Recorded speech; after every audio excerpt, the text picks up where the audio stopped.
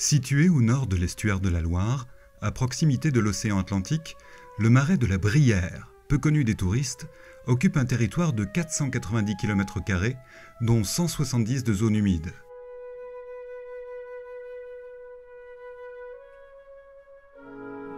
Pour protéger ce lieu privilégié qui regorge de vie, on a créé il y a 40 ans un parc naturel régional qui veille à sa préservation et entretient les traditions locales.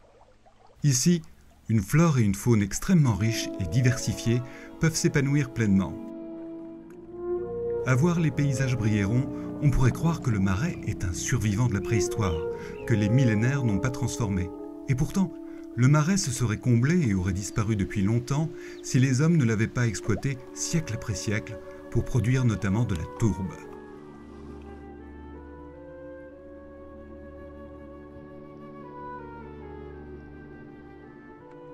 Mais aujourd'hui, les temps ont bien changé.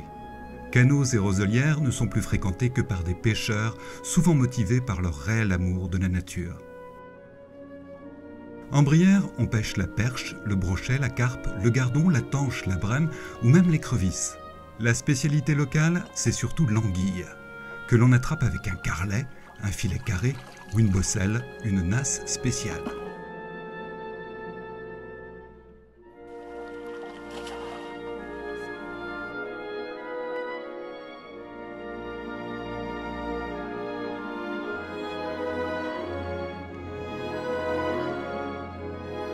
La récupération des bosselles et leur entretien fait l'objet d'un rituel immuable qui est à la fois la perpétuation d'une pratique ancestrale et une forme de communion avec l'eau et le vent.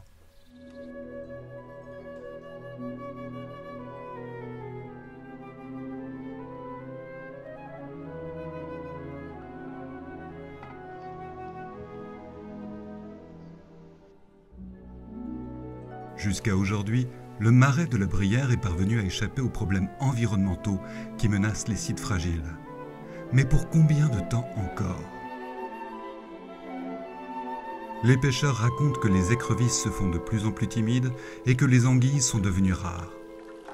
Peut-être les choses s'amélioreront-elles l'année prochaine, mais peut-être pas.